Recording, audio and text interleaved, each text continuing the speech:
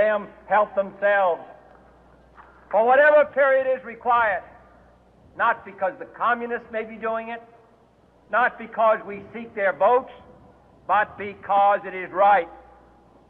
If a free society cannot help the many who are poor. It cannot save the few who are rich.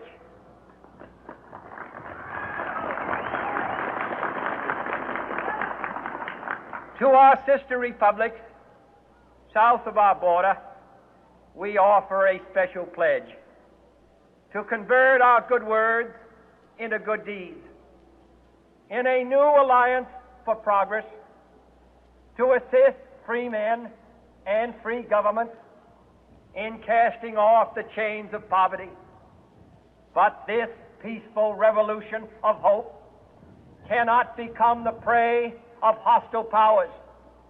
Let all our neighbors know that we shall join with them to oppose aggression or subversion anywhere in the Americas. And let every other power know that this hemisphere intends to remain the master of its own house.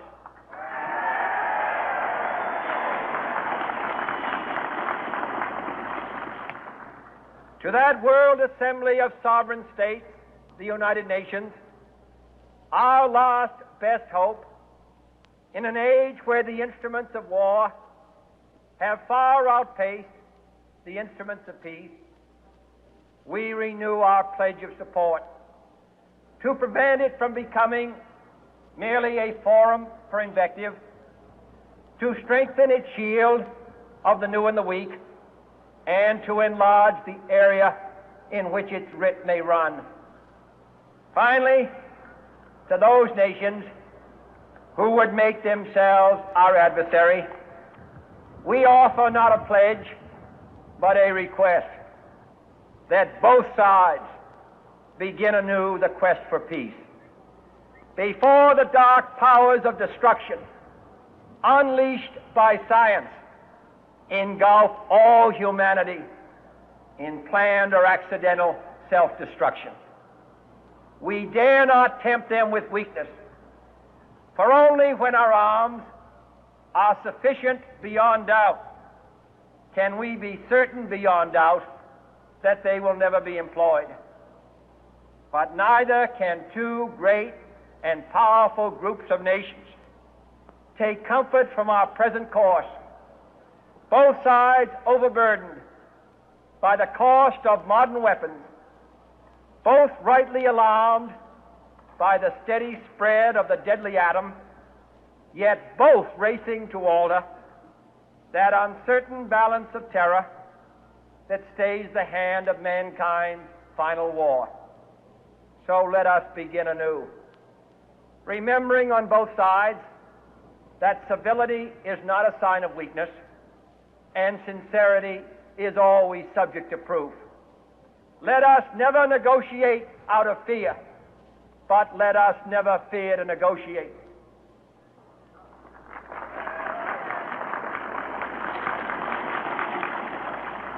Let both sides explore what problems unite us, instead of belaboring those problems which divide us.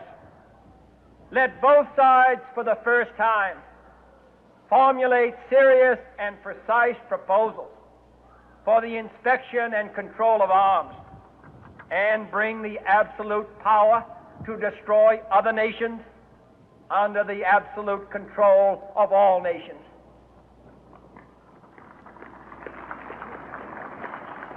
Let both sides seek to invoke the wonders of science instead of its terrors. Together, let us explore the stars, conquer the deserts, eradicate disease, tap the ocean depths, and encourage the arts and commerce. Let both sides unite to heed in all corners of the earth the command of Isaiah to undo the heavy burden and let the oppressed go free. And if a beachhead of cooperation may push back the jungle of suspicion, let both sides join in creating a new endeavor, not a new balance of power, but a new world of law, where the strong are just and the weak secure and the peace preserved. All this will not be finished in the first 100 days, nor will it be finished in the first 1,000 days, nor in the life of this administration, nor even perhaps in our lifetime on this planet. But let us begin.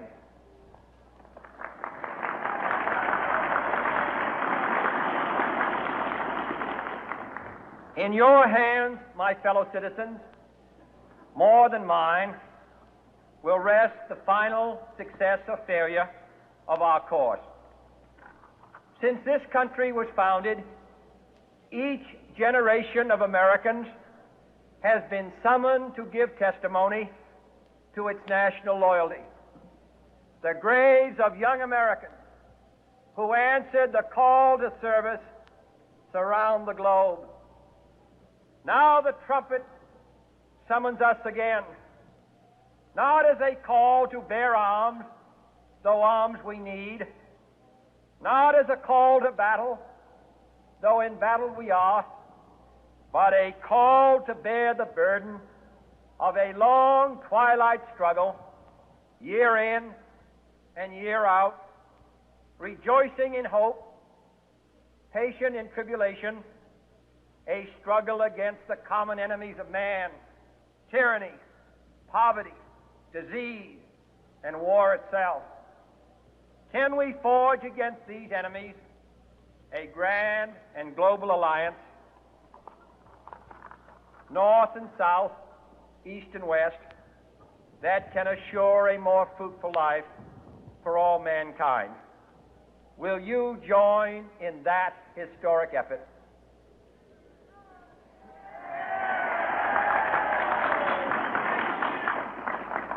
In the long history of the world, only a few generations have been granted the role of defending freedom in its hour of maximum danger.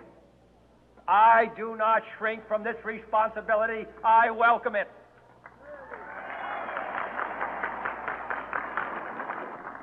I do not believe that any of us would exchange places with any other people or any other generation.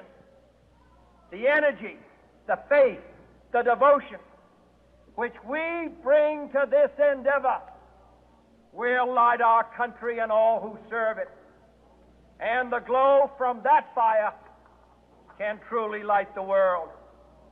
And so, my fellow Americans, ask not what your country can do for you, ask what you can do for your country.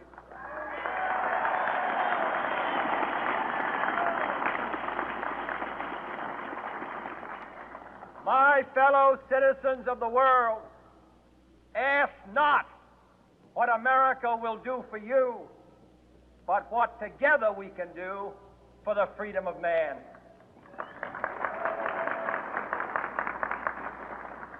Finally, whether you are citizens of America or citizens of the world, ask of us here the same high standards of strength and sacrifice which we ask of you. With a good conscience, our only sure reward, with history the final judge of our deeds, let us go forth to lead the land we love, asking His blessing and His help, but knowing that here on earth, God's work must truly be our own.